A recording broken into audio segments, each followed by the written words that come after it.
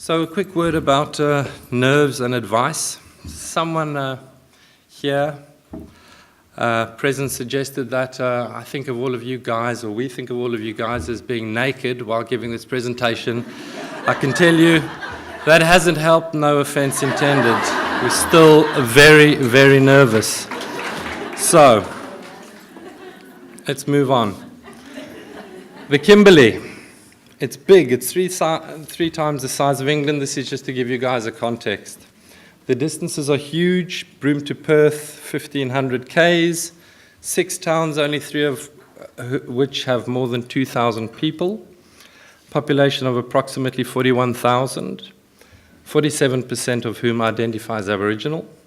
There are over 180 remote communities, 17 with full-time clinics. So this is where KACS, my employer, Bidyadanga, and where the Alzheimer's Dementia Partnership Project are working. The geography, climate, and lifestyle more similar to the NT and North Queensland. Pretty much all of the programs and services, however, and of course the ongoing changes in aged care, are designed either here in Perth or in Canberra. And I wrote here before today, it can sometimes feel like we're operating in a parallel universe. But after hearing Sean, Barry, the rest of you guys, and speaking to you guys, it seems that we're all in that same parallel universe, so that's quite nice. A quick note on the prevalence of dementia in the Kimberley. At KACS, we use the Kimberley Healthy Adults Project study as a guide to dementia prevalence. And it's found that 10.5% of respondents had dementia, but the point here to remember is it's a younger age bracket, 10.5% over 45, not the 10% over 65, which are your Alzheimer's figures. A further 11.5% had cognitive impairment, not yet dementia. So that's just the stats. That's Donald. Donald is chilling out under the tree. The rest of them are definitely fishing. Our KACS clients and carers in the Kimberley, we have 13 remote community care day services. There are 200 HAC home and community care clients, around about 68 home care packages, and around about 260 carers.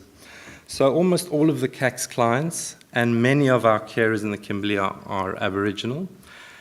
We work with aged Aboriginal clients, 45 plus, but also mental health clients and people with disabilities. So they'd be the people who would attend the Bidyadanga Day Centre. Family, community, language, and culture are the top client and carer priorities. And our overall aim of assisting folks to stay on country, we can never overlook these things.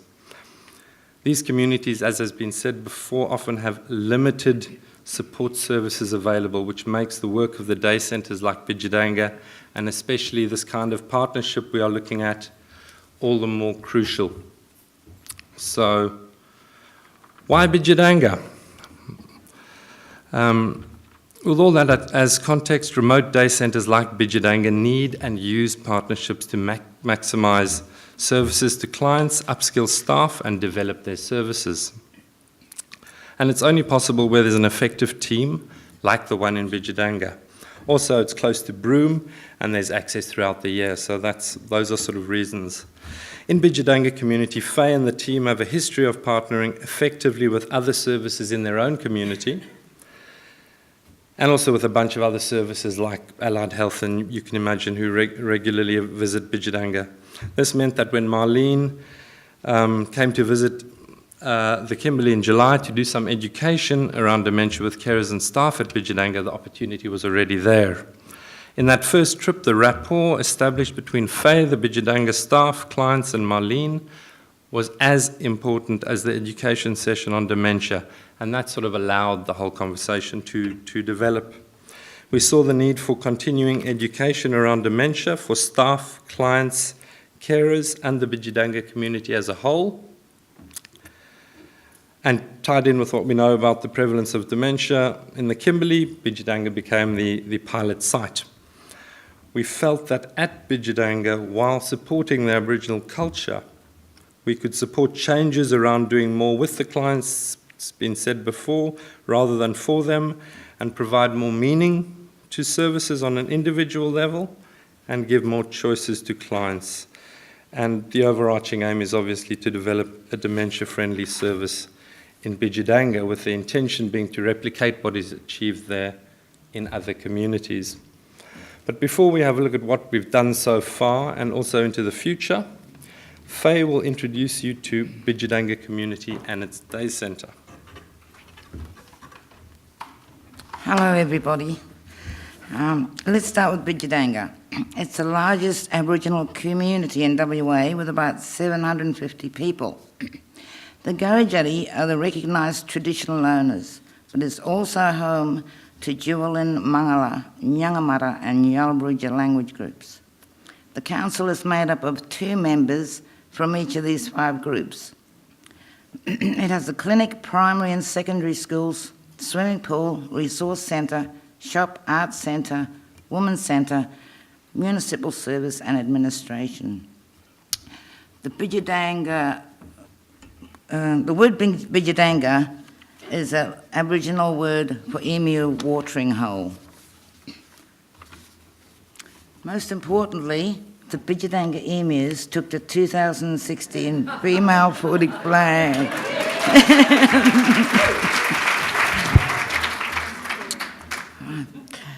The Bidyadanga Community Care, or HAC, has 4 staff members.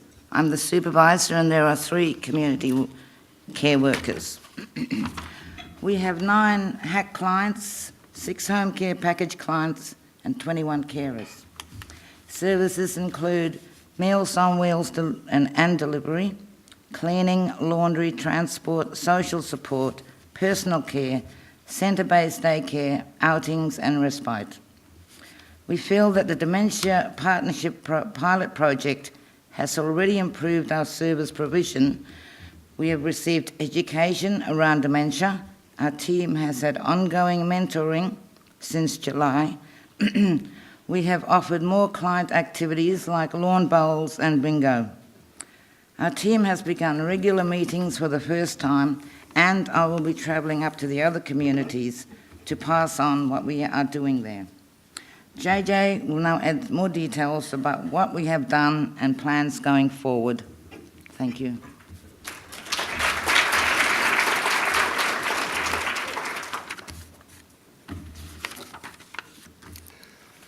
So what we've done so far, apart from the initial day trip in June, Marlene has visited Bidyadanga and its day centre further 3 times, and as Faye has pointed out, the project's moving along nicely. When visiting Bidyadanga, talking with Faye and looking through the trip outlines and the trip reports for this presentation, I realised that a heck of a lot has been done in a short space of time. The development of tools like activity planners, the sessions on communicating as a team, the list goes on. The improvement to the layout due to Marlene's initial environmental assessment. I do feel that the building blocks of an effective and dementia-friendly service are in place, but I believe that it's been effective so far because a decent amount of time is spent and will continue to be spent by trainers and mentors on the community with staff and clients. So there's a type of observational mentoring taking place. So because of this project, we have a KACS at our organisation, a community care member that supports folks like Faye and their staff. She went out with Marlene on her last visit to ensure that all the learnings are reinforced for staff. So a lot of positives, but don't believe me, I sound like I'm selling something to you guys. I don't know if you've been into a remote clinic, but they are staffed by overworked, sometimes angry, sometimes scary remote area nurses. But compliments from this lot can be really hard to come by. So when John, the Bidyadanga clinic manager, sent me this email, I'll just read it out. I agree the HAC centre has been transformed. We notice the elderly clients in a much better condition, and I see the team respond quickly to their needs. We will certainly utilise the team when the needs of the clients increase or change, which is great. So we're doing well. What next? Last slide here, folks. We will coordinate the Dementia Partnership Project. the KACS community mentor, and my own trips, so there's constant support for Faye and her team along the way. We'll complete the project in Bidyadanga with a visit in December, followed by further visits in 2017, develop a training package, work plan, and a sustainability plan from the pilot project, and we'll do a rollout to other communities in the Kimberley, One-Arm Point, Beagle Bay, Juddigen communities who work together on the Dampier Peninsula above Broome. They've been scoped as the next partners. Very beautiful beaches. I don't know how they were scoped as partners. Faye to good fishing. Faye to co-present and ultimately present parts of the training package to these peninsula communities and perhaps further afield in the Kimberley in a train-the-trainer approach. So collectively, we hope to realize our aim of developing dementia-friendly day centres across the Kimberley, and we hope that this has given you a snapshot of our journey so far. Thanks for your time.